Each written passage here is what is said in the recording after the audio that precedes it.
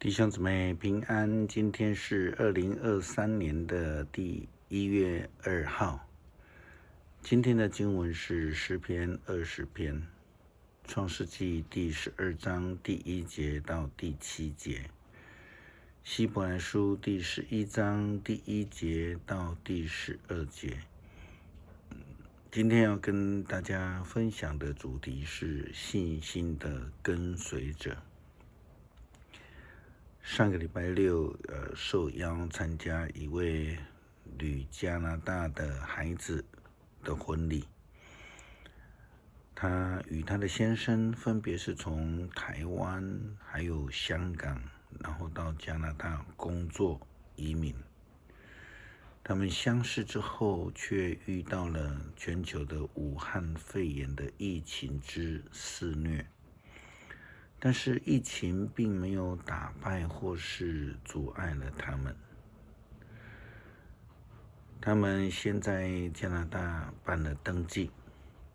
上个月因为台湾的疫情管控放松之后，他们就决定回到台湾举行结婚感恩礼拜。我在结婚感恩礼拜的祝贺当中提到，他们两位呢，正在体验经历亚伯拉罕的信心之旅，因为他们相同的也受到了上帝的呼召，他们离开了本地、本族以及父家，他们去到了一个不知道的地方，因为上帝带领他们去的一个蒙福之地。虽然我们讲到说上帝带领他们如同亚伯拉罕一样要进入到蒙福之地，但是事实上整个的过程并不是那么样的轻松如意。这也是为什么亚伯拉罕他会被称为信心之父的原因。不知道要去哪里，不知道结局会是如何，但是他们知道有上帝的应许，他们也相信，所以他们就跟随，勇敢的向前。信心的跟随者是在讲亚伯拉罕的后半的生命，但是我们也应该说，凡是跟随上帝的人都应该要有信心才是。因为事实上没有人知道明天将会如何。我们再回顾一下圣经的记载，上帝如何的告诉亚伯拉罕。上帝对亚伯兰说，你要离开故乡、亲族和你父亲的家，到我所要指示你的地方去。我要使你多子多孙，他们要形成大国，我要赐福给你，使你大有名望，这样人要因你蒙福。祝福你的，我要赐福给他们；咒诅你的，我要咒诅他。我要借着你赐福给万民。这里不但有蒙福的应许，更有上帝的呼召。上帝呼召亚伯拉罕来跟随他，也呼喊他成为别人的赐福。重点是在后面，因为亚伯拉罕他受了呼召，所需要付出的真正行动，就是圣经的记载，亚伯拉罕75岁的时候，遵照着上主的指示离开哈兰，罗德也跟随他去。亚伯兰带着妻子撒来、侄儿罗德，以及他们在哈兰拥有的财物和所有的奴隶，向迦南出发了。他们到了迦南以后，亚伯拉罕继续他的旅程，来到了示剑的圣址，摩利的圣树附近。那个时候迦南人还住在那个地方。上主向亚伯兰显现，对他说：我要把这片土地赐给你的后代。亚伯兰在那里向他显现的上主建了一座祭坛。真正的蒙福的人是要有行动力的，愿意被上帝改变，愿意遵照上帝的指示去行，愿意跟随上帝的脚踪。这样的生命我们称之为信心。遵行上帝的旨意的跟随者，我们也就称他们为信心的跟随者，是信心之父展现出来的生命见证。希伯来书这样说。那么信心是什么呢？信心是对所盼望的事有把握，对不能看见的事有肯定。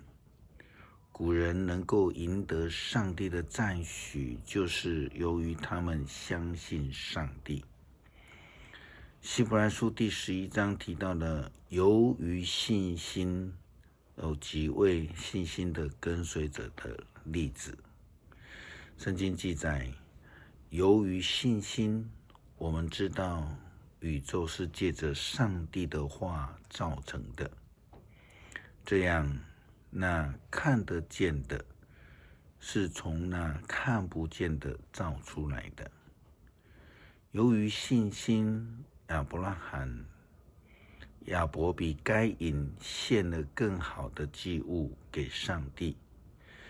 他借着信心赢得上帝的赞许，成为义人。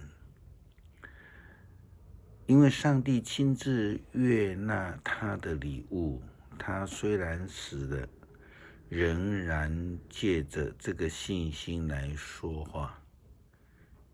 由于信心，以诺得以不死，他被提升到上帝那里去，没有人能够找到他，因为上帝接他去了。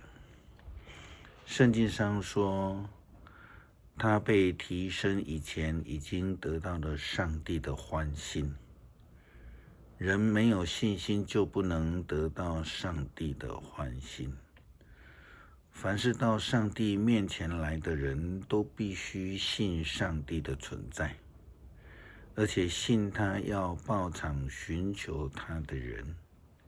因为信心，挪亚在还没有见到的事上听从上帝的警告，造了一艘方舟，救了他和他一家。这样他定了那世代的罪，自己也从上帝领受了因信而有的义。由于信心，亚伯拉罕顺服了上帝的召唤，去到上帝应许要赐给他的地方。他离开了本国的时候，并不知道要到哪里去。借着信心，他居住在上帝所应许的地方，在异地做客，跟领受上帝同样应许的以撒和雅各住在帐篷。因为亚伯拉罕盼望着那座上帝所设计建造根基永固之城。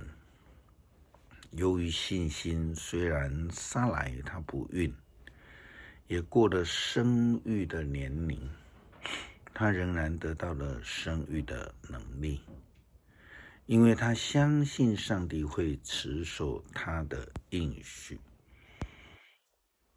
在迎接2023年新的一年当中，我们必须要有足够的信心来跟随上帝。